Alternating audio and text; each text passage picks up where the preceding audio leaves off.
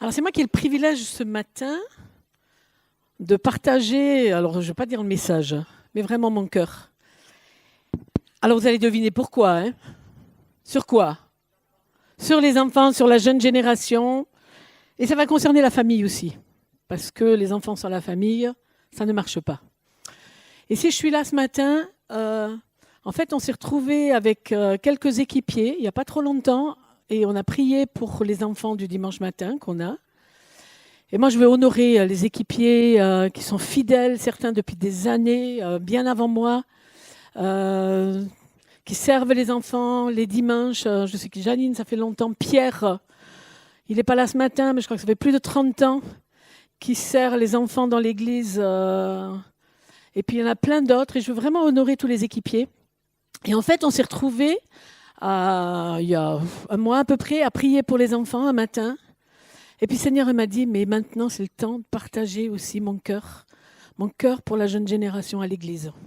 Et c'est pour ça que je suis là ce matin. Voilà. Et donc c'est un honneur et un privilège.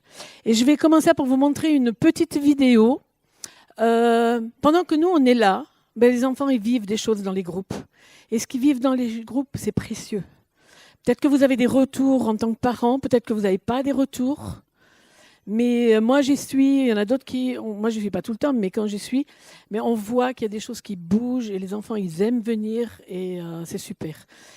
Et les enfants, ils font partie de notre église. Ce n'est pas un groupe qui est tout juste à part le dimanche. Ils sont là à la louange et puis après, ils s'en vont. Non, ils font partie de notre église. Et je crois que c'est pour ça que c'est bien aussi que ce matin, le Seigneur puisse toucher notre regard et qu'on puisse avoir son regard sur les enfants. Alors peut-être que vous vous dites, moi, je n'ai pas d'enfants. Marine, elle a dit qu'elle va faire un groupe sur le célibataire. Donc, en principe, les célibataires, on n'en a pas. Sauf, ça peut arriver. Mais il y a des familles qui n'ont pas d'enfants. Peut-être que vos enfants sont grands. Vous êtes grands-parents. Mais on est tous en rapport avec des enfants. Parce que déjà, on les croise. On les voit. On a des enfants dans nos familles. On a des enfants dans l'église. Pour certains qui sont dans l'école, peu importe. Mais... on est tous touchés par les enfants. Et je crois que le Seigneur, ce matin, il veut toucher notre regard.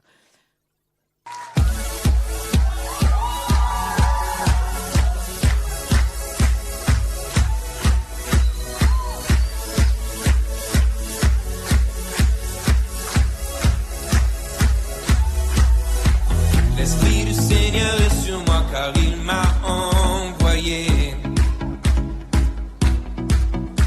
annoncer la délivrance à tous ceux qui sont prisonniers. Il fait renaître l'espoir quand mes rêves étaient morts. Il me redonne le courage quand je n'ai plus de force. J'ai son sourire à mon réveil et sa paix quand je dors. Il est mon tout et bien plus encore. C'est comme une fontaine au fond de moi. La joie du Seigneur jaillit en moi. C'est un océan de vie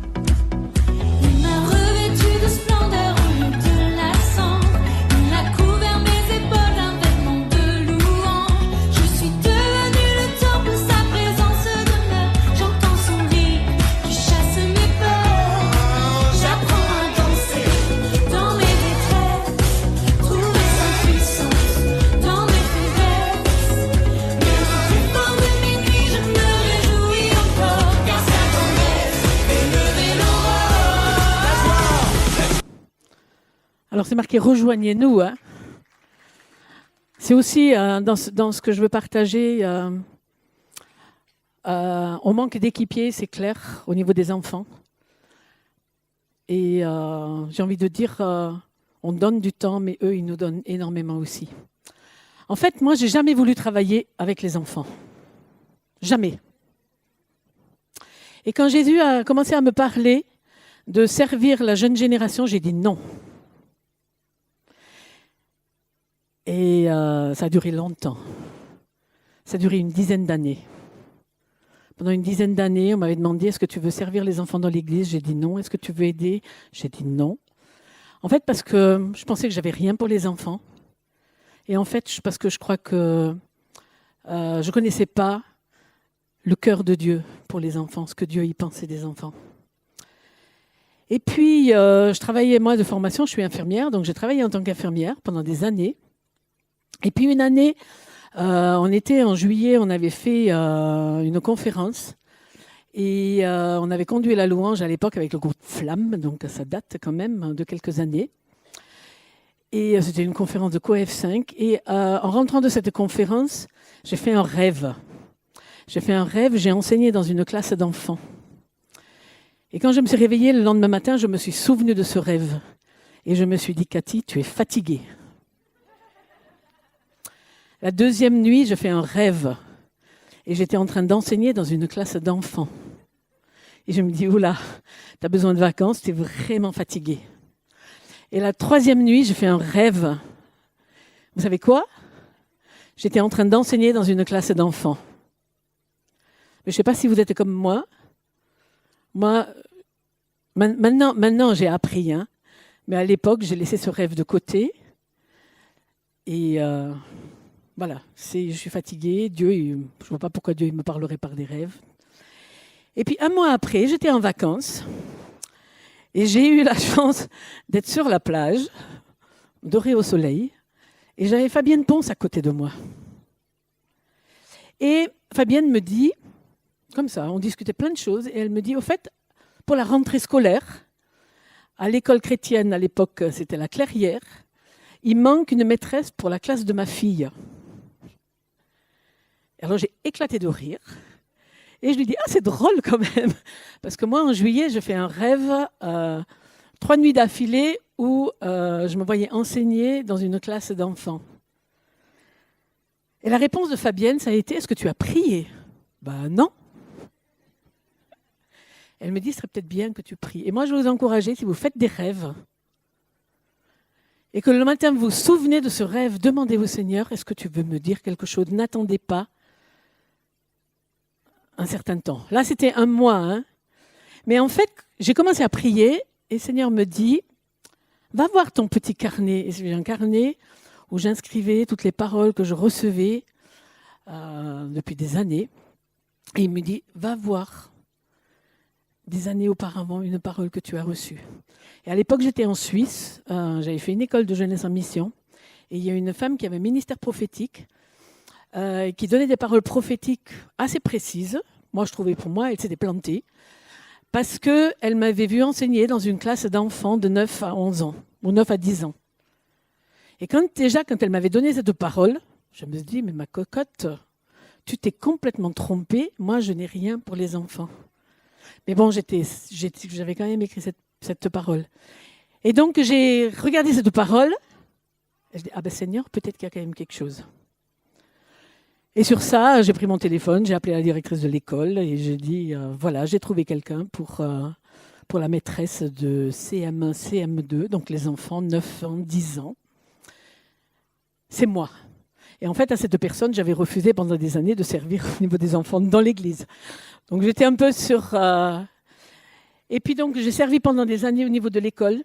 Et puis après, à un moment donné, le Seigneur, il m'a parlé de travailler plus au niveau des enfants, fabricants de joie, et puis après au niveau de l'église. Mais en tout cas, j'ai compris un peu plus la vision et le cœur de Dieu pour les enfants, pour cette jeune génération. Leur place dans le royaume, leur capacité de comprendre et de vivre avec Dieu. Et ça a changé des choses dans ma vie aussi. J'ai dû me repentir parce que ce n'était pas juste. Mais au bout de 10 ans, je suis revenue et j'ai dit, OK, Seigneur, moi je vais travailler et je vais œuvrer avec toi pour cette jeune génération. Et il y a une chose que j'aime dire, investir dans la vie des enfants, des plus jeunes, c'est investir, ça vous m'avez certainement déjà entendu, c'est investir dans les plus grands du royaume de Dieu.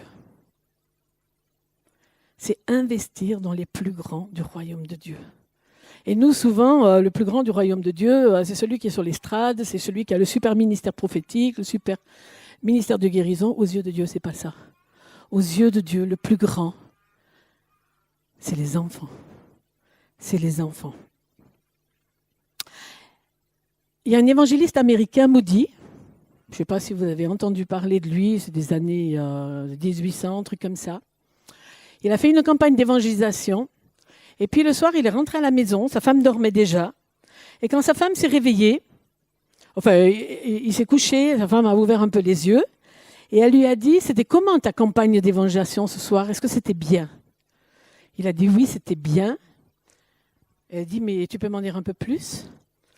Et il dit, oui, ça s'est très bien passé, il y a 2 convertis et demi. 2 convertis et demi. Elle dit, ah, ça doit être 2 adultes et un enfant. Parce que le demi, c'est l'enfant. Et il dit, non, pas du tout. Il s'agit de 2 enfants qui ont donné leur vie à Jésus et un adulte. En fait, l'adulte, il est déjà à la moitié de sa vie.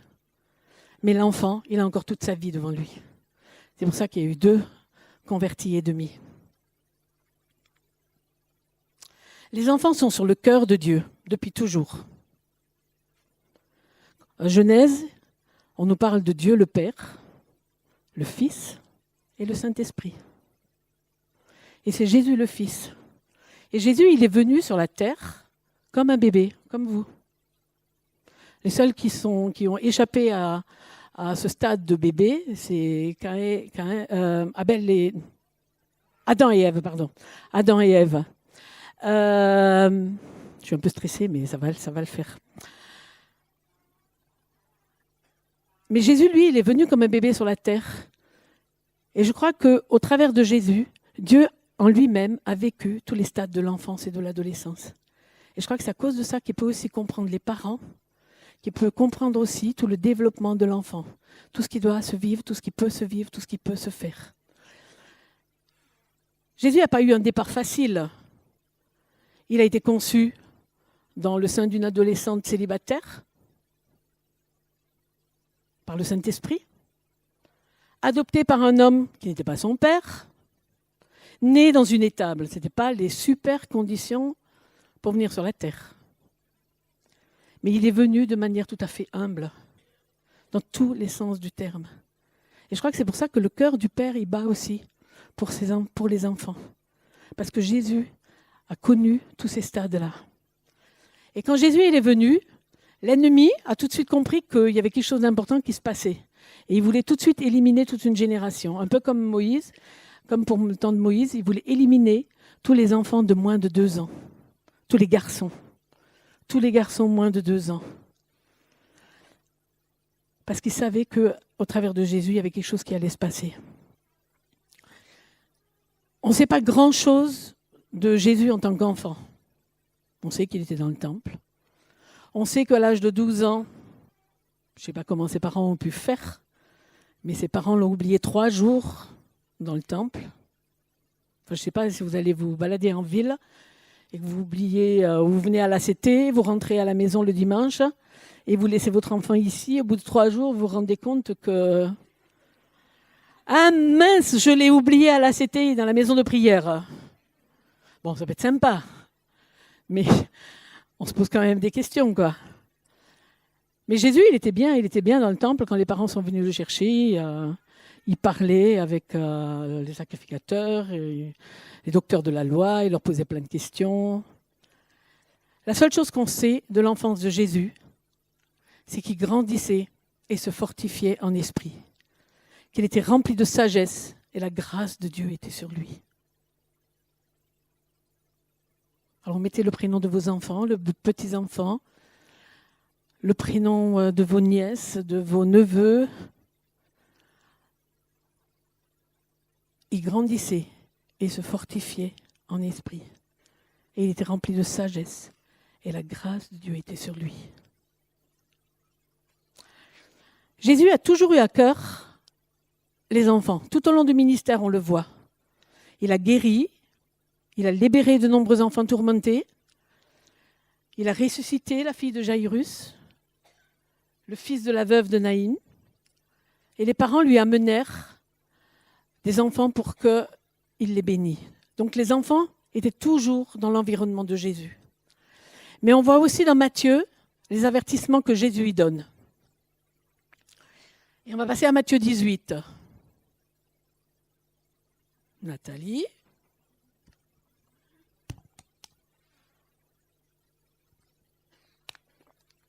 Bon, le temps que ça vienne. Matthieu 18, 10. Gardez-vous de mépriser un seul de ces petits. Alors on peut se poser la question, qu'est-ce que ça veut dire, gardez-vous de mépriser un seul de ces petits? Je vous partage mon cœur. Donc après, vous êtes d'accord ou pas? Mais il me semble que Jésus ici dit, je ne veux pas que vous les regardiez d'en haut. Je ne veux pas que vous les regardiez d'en haut.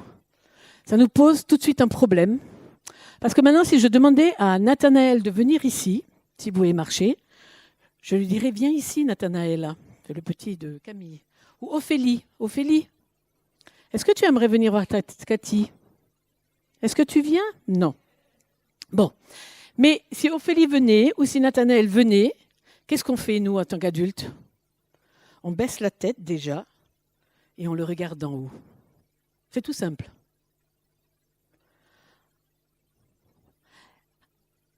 On baisse la tête et on les regarde d'en haut. On aime tous les enfants. Enfin, j'espère. On sait qu'ils sont précieux. Mais Jésus parle ici de leur place dans le royaume de Dieu et du fait souvent qu'on pense qu'ils sont moins importants que nous. Pourquoi on pense ça? Pourquoi est-ce que nous, adultes, on a des choses plus importantes à faire que d'être avec des enfants? Alors, on ne peut pas tous y être avec des enfants, mais welcome quand même, rejoignez-nous, c'était marqué tout à l'heure.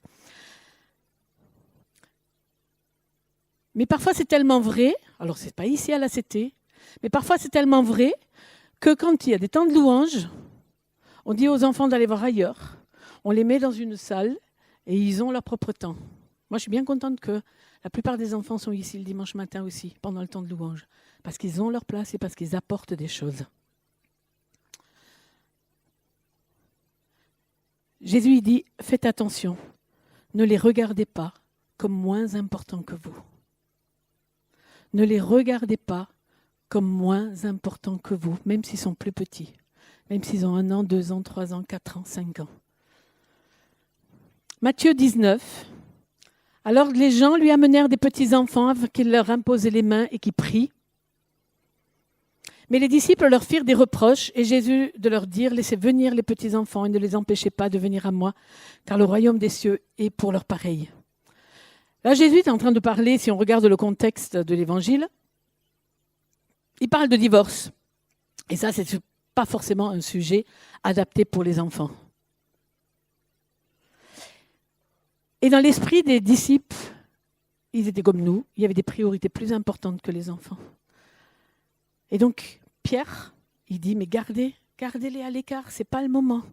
Ce n'est pas le moment maintenant d'être avec Jésus. Jésus a des choses plus importantes à dire aux adultes. Et Jésus les reprend, et en leur disant, ne les empêchez pas, amenez-les-moi. Ne les empêchez pas de venir à moi. Et si on voit les enfants moins importants dans le royaume de Dieu que nous, qu'on les aime ou pas, mais si on les voit moins importants que nous, je crois qu'il y a quelque chose qui va se passer. On va les empêcher de rentrer dans ce que Dieu a pour nous, a pour eux. Et je crois que Dieu, il veut vraiment nous toucher ce matin. Qu'on puisse recevoir son regard pour les enfants, pour cette jeune génération.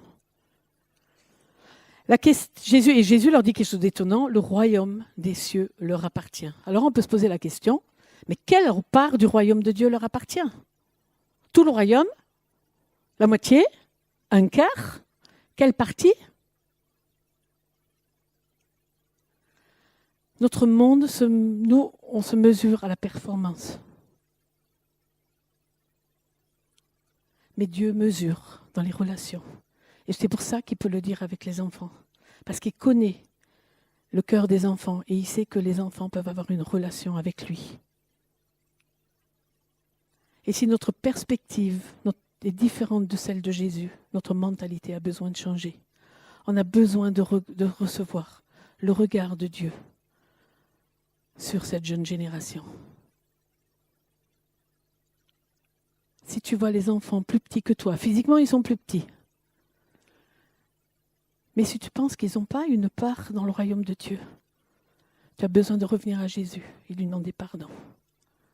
Et que notre mentalité puisse changer, parce qu'ils sont importants. Et moi j'ai dû le faire. Matthieu 18, 5, « Quiconque reçoit en mon nom un petit enfant me reçoit. » Et le jour où le Saint-Esprit s'est révélé à moi en lisant ce verset, il m'a interpellé, il m'a dit « Mais comment tu reçois les enfants? Comment tu les accueilles le dimanche matin ?» Et c'est une question que je me suis posée. Alors moi, je ne suis pas quelqu'un, déjà, les bises, maintenant, avec, je ne peux pas les faire souvent. Mais c'est vrai que le dimanche matin, on ne peut pas dire bonjour à tout le monde. Je pense que c'est vrai pour vous, c'est vrai pour moi. On ne peut pas dire bonjour, on ne peut pas saluer tout le monde. Et donc les enfants, on ne va pas les saluer, parce que c'est les enfants. Et Seigneur, il m'a repris, il m'a dit, mais comment tu les accueilles le dimanche matin? Est-ce que tu as un petit mot pour eux le dimanche matin? Alors je ne le fais pas toujours, je ne peux pas le faire toujours, mais j'essaie quand je peux, simplement de leur dire bonjour, parce qu'ils sont aussi importants que si je salue un adulte. Quiconque accueille un enfant, accueille Jésus. Comment j'accueille les enfants? Ce n'est pas des reproches, hein, je me mets avec. Hein.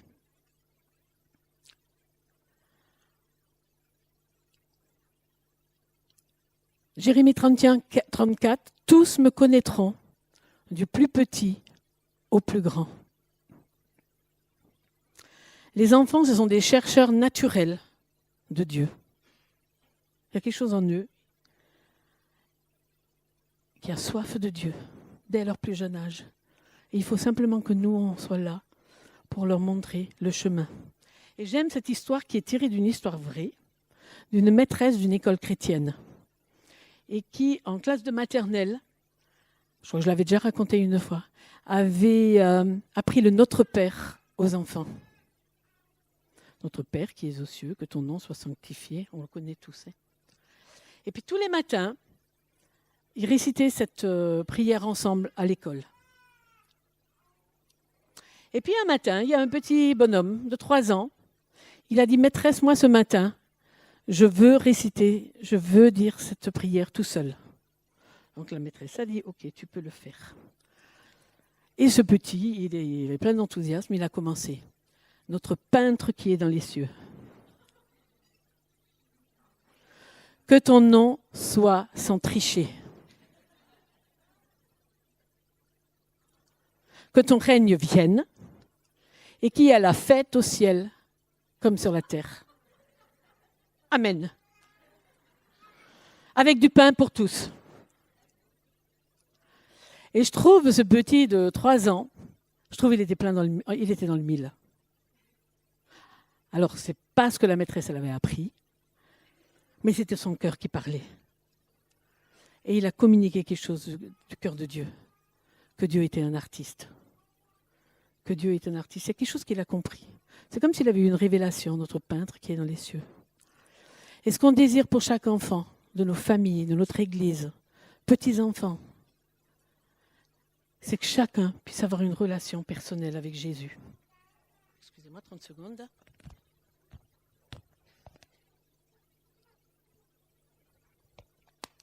Qu'ils aient tous une relation personnelle avec Jésus. Et qu'un jour, si on leur pose une question, ils puissent dire « C'est pas le Dieu de mes parents, mais c'est mon Dieu que je connais. C'est mon Dieu. Pas le Dieu de papa et maman, mais c'est mon Dieu. » Est-ce que vous avez tous entendu parler de Corrie ten Boom? Alors Corrie ten Boom, quand elle avait 5 ans, elle savait parfaitement lire. Et donc, elle lisait plein d'histoires et beaucoup d'histoires de Jésus. Et quand on lui demandait qui était Jésus, elle lui disait, c'était un membre de la famille Ten Boom. Et pourquoi c'est un membre de la famille Ten Boom ? Et bien parce qu'on peut avoir une conversation avec lui comme on peut avoir une conversation avec maman et papa. Si on pose la question aux enfants, ils ne sont pas là ce matin, ils viennent tout à l'heure. Qui est Jésus ? Est-ce que si je pose la question à Eliane, est-ce qu'elle va dire c'est un membre de la famille Le Dili ? C'est un membre de la famille De Faille. C'est un membre, quelqu'un qui vit pleinement dans notre famille. Il fait pleinement partie de notre famille. Moi, je ne suis pas une super évangéliste. Il y en a, ils ont mis plus au niveau évangélisation ici. Mais ce que je veux, c'est que je veux semer l'évangile dans le cœur des enfants. Ça va coûter, parfois ça coûte des larmes. Et on ne voit pas les fruits tout de suite. Parfois, au bout de quelques années. Mais ça vaut le coup. Ça vaut le coup. Les enfants ne sont pas des adultes. C'est normal. Mais ils ont le même Saint-Esprit que nous. Il n'y a pas un Saint-Esprit junior qui existe. Et un Saint-Esprit plus grand pour nous. Mais c'est le même Saint-Esprit. Aussi bien pour un enfant de 3 ans, pour un enfant de 2 ans, que pour un enfant de 15 ans, que pour un adulte. Et à cause de cela, le Saint-Esprit peut se révéler à eux. Et ils peuvent vivre des choses, il peut les conduire dans l'intimité, ils peuvent recevoir des choses, ils peuvent expérimenter le surnaturel de Dieu. Ils peuvent prier pour les malades et que les malades sont guéris. Ils peuvent recevoir, ils peuvent connecter avec le cœur de Dieu et être une bénédiction pour chacun d'entre nous. Et je vais vous donner ce témoignage qui a bouleversé ma vie il y a quelques années. Ça faisait quelques années que je servais les enfants et puis à un moment donné, j'étais fatiguée. J'étais dans un séminaire ici. Et puis en plus, dans le séminaire, je faisais toute l'organisation, toute la gestion. Et donc les temps de louange, j'y étais pas souvent. Et puis un matin, je me suis levée, je dis, mais Seigneur, ce matin, que les gens ne viennent pas m'embêter. Je veux rester à la louange, je veux vivre quelque chose avec toi. Et si quelqu'un me pose une question, je dis que je ne suis pas là. Et je les verrai tout à l'heure. Et pendant le temps de louange, je me souviens, j'étais assise dans le fond de la salle, là. Et je disais au Seigneur, mais je ne peux plus. Le manteau de la jeune génération, je ne le veux plus. J'ai servi pendant des années, je suis fatiguée. Je veux que tu me donnes un autre manteau. Et puis, je venais de prier ça, quand l'orateur, il a fait un appel, et il a dit, il y en a beaucoup qui sont ici, qui ont un manteau fatigué.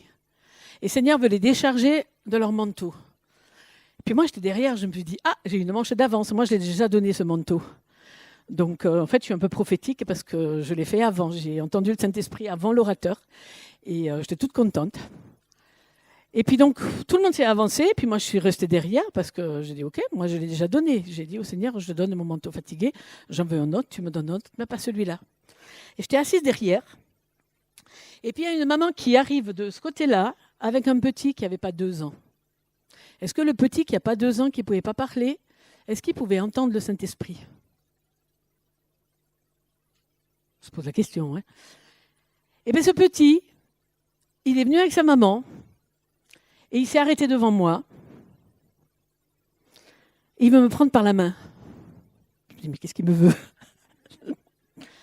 Et la maman me dit, je crois qu'il veut t'amener devant. J'ai dit, non, moi je ne veux pas aller devant. Elle me dit, je crois qu'il veut t'amener devant.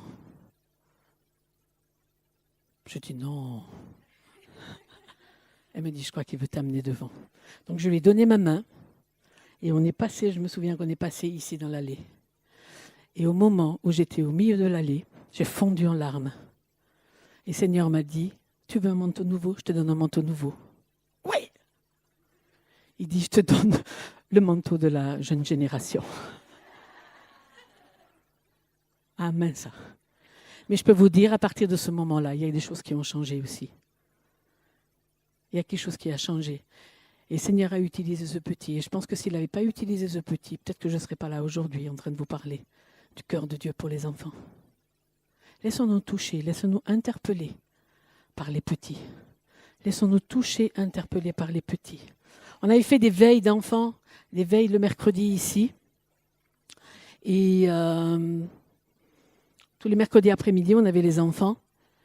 Et de temps en temps, ils faisaient des dessins prophétiques et ils les posaient sur une chaise pour que le dimanche matin, quand les personnes s'asseyaient, elles soient touchées. Et je me souviens d'une fille, elle avait fait un dessin d'une banane.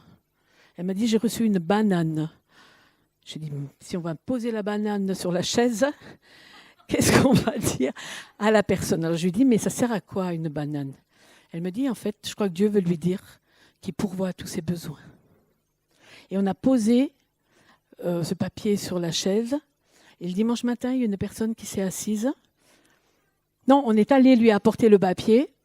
Et puis, j'ai dit, tu te souviens de quelle personne? Elle dit, oui, c'est la personne qui était assise sur la chaise là. Donc, on a apporté le papier avec une banane et Dieu pourvoit à tous tes besoins. Et quand on a apporté ça, la femme, elle a fondu en larmes. Et elle a été touchée parce qu'elle vivait une situation concrète dans sa vie. Elle avait besoin d'entendre ça. Elle avait besoin d'entendre ça. Le Seigneur, il veut utiliser les enfants. Alors, ils ne sont pas parfaits, nos enfants. Je pense que si vous êtes parents, grands-parents, si vous les côtoyez, si vous servez le dimanche, vous voyez qu'ils ne sont pas parfaits. Mais Dieu les considère comme précieux. Et on va voir tout juste quelques versets dans la parole où ce que Dieu il dit des enfants. Ils sont un signe. Elle a disparu, Nathalie? Ils sont un signe. Ah oui, alors ça va peut-être un peu vite. Les enfants sont une bénédiction de Dieu. Les enfants sont une bénédiction de Dieu, même si parfois, c'est pas facile et que parfois on se dit, c'est un peu dur de les élever. C'est un peu dur. Moi, je suis souvent avec Hélène, elle n'est pas là, donc je peux en parler. Et avec ces 3 petits bouts, parfois c'est chaud. Et elle me dit, mais tout le monde me dit que c'est une bénédiction les enfants, mais en attendant, c'est dur, quoi. Mais en même temps, le psaume 127 le dit. Si vous voulez prendre les notes, les références, vous pouvez les inscrire et puis les chercher à la maison. Les enfants sont une bénédiction de Dieu. Et j'ai envie de dire, quand ils ne sont pas là, ils manquent. Ils manquent. Et quand ils ne sont pas là dans l'église, ils manquent. Ils manquent. Ils sont un symbole. Osée 11:1. Les enfants sont des illustrations de la relation que Dieu veut développer avec les adultes. Je peux vous donner les références, je peux vous les envoyer si vous voulez. Ils sont en besoin d'être enseignés.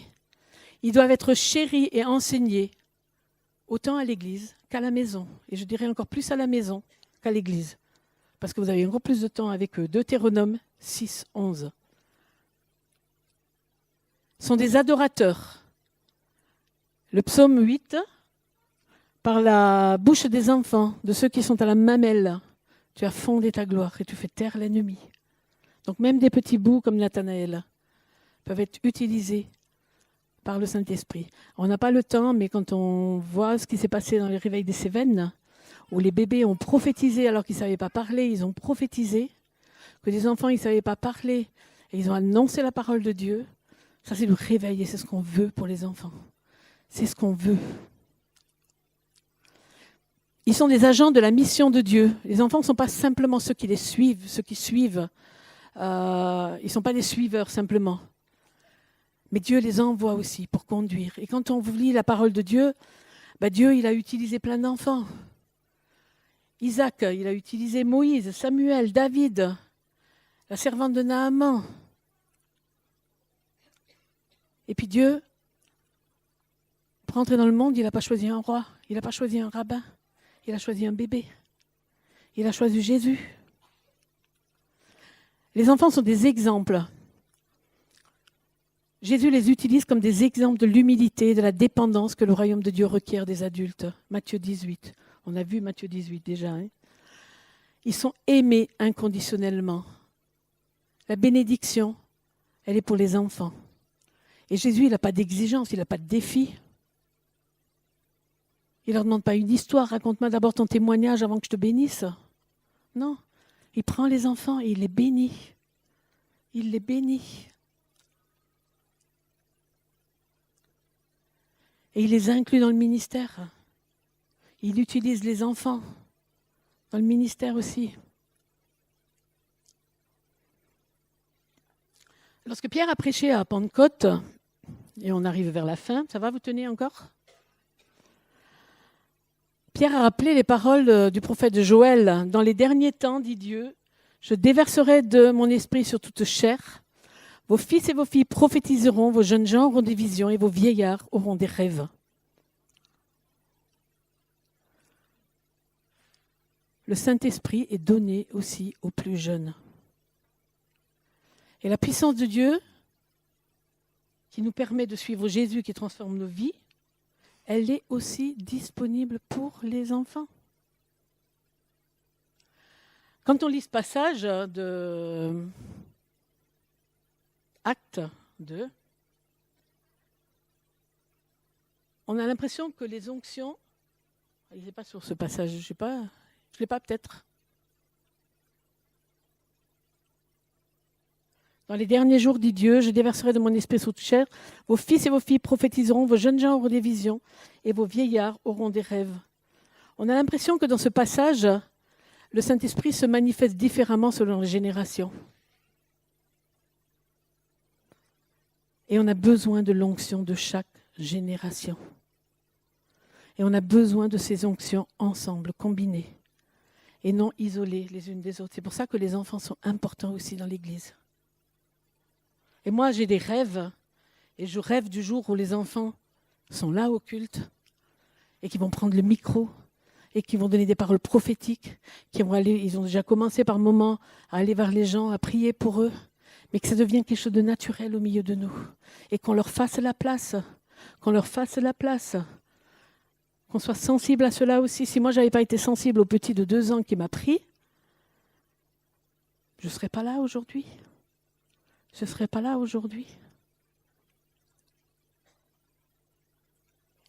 Dieu est le Dieu de toutes les générations. On a parlé, c'est une journée un peu famille parce que, en plus il y a l'Agape, on a parlé famille ce matin.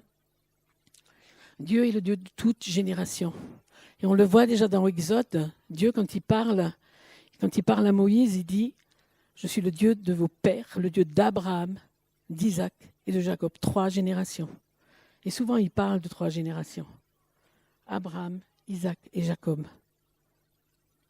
Et dans Acte 2, on le voit aussi.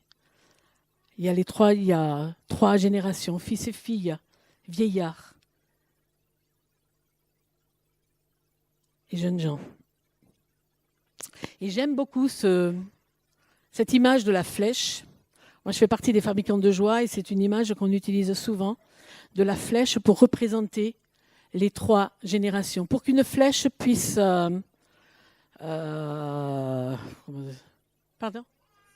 atteindre la cible, voilà, pour qu'une flèche, il faut 3 parties. Il faut la plume, il faut la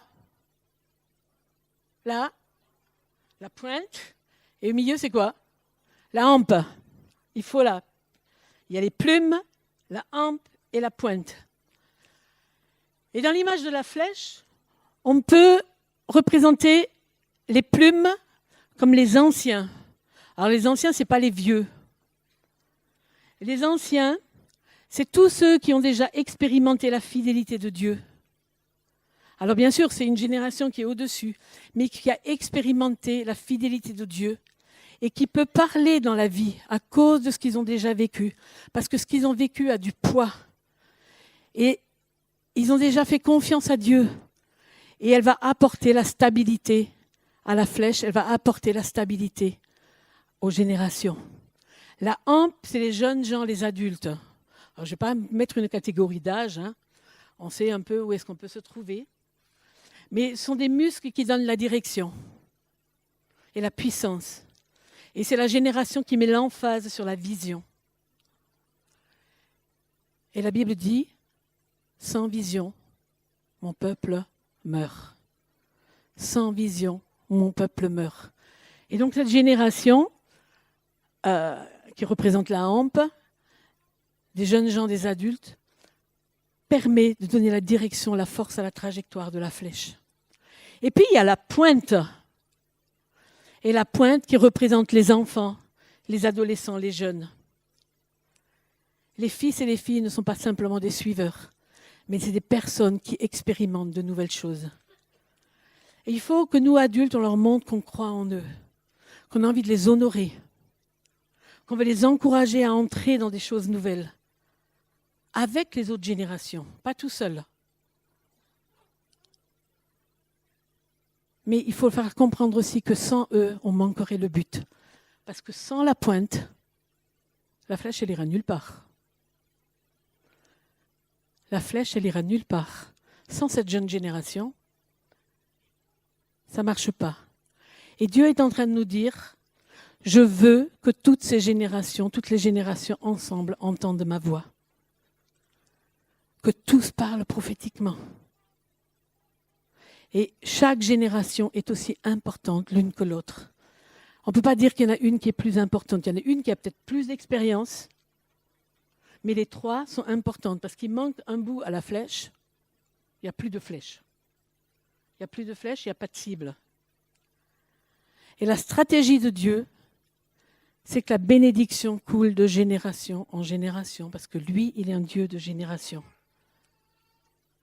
Et il faut prier pour toutes les générations qui nous entourent. Parents, priez pour vos enfants. Grands-parents, priez pour vos petits-enfants. Et ceux qui n'ont pas d'enfants, priez pour les enfants de votre famille, pour vos neveux, pour vos nièces, pour vos filleuls, pour vos voisins, pour les enfants de vos voisins. Mais il faut qu'on se lève pour prier pour cette jeune génération. Et les jeunes, les enfants, priez pour vos parents. Vous pouvez bénir vos parents, vos grands-parents. Et les jeunes, vous pouvez prier pour vos parents, vos grands-parents. Moi, si je suis là, c'est parce que je sais qu'il y a des générations avant moi, ils ont prié pour moi. J'avais plusieurs pasteurs, familles de pasteurs dans ma famille, et je sais que mes grands-parents ont prié, mes parents ont prié pour moi. Et je suis au bénéfice de cela. Malachie 3, 23, avant la venue du jour du Seigneur, ce jour grand et terrible, je vous enverrai le prophète Élie. Il fera la paix entre les pères et leurs enfants, ainsi qu'entre les enfants et leurs pères. Il ramènera le cœur des pères vers leurs fils et le cœur des fils vers leurs pères, de peur que je ne vienne frapper le pays d'interdit. Le lien entre les parents et leurs enfants, la connexion entre les générations dans les maisons, dans l'Église doit être travaillée, être renforcée, si nous voulons voir la bénédiction de Dieu couler. Le cœur des pères qui se tourne vers le cœur des enfants, et inversement, va déterminer la bénédiction sur le pays. Ce n'est pas moi qui le dis, c'est Malachie, ou la malédiction. Est-ce qu'on veut voir la bénédiction se répandre? Dans nos familles déjà, dans l'Église, et ça va aller au-delà. Ça va sortir des murs. Ça va sortir des murs. Ça va sortir dans la ville. Ça va sortir sur notre pays. Et quand le cœur du Père se tourne vers le Fils, et que le Fils se tourne vers le Père, il y a une double de bénédiction. Et je me suis amusée à compter un jour les miracles que Élie avait fait. Élie avait fait 14 miracles. Et Élie avait un fils spirituel. C'était qui son fils spirituel? Élisée. Élisée en a fait 28. 14 multiplié par 2, le double de la bénédiction. Est-ce qu'on veut voir cette bénédiction couler sur nos familles, sur l'Église? Laissons le Seigneur élargir notre cœur et que sa bénédiction coule de génération en génération. Et pour finir,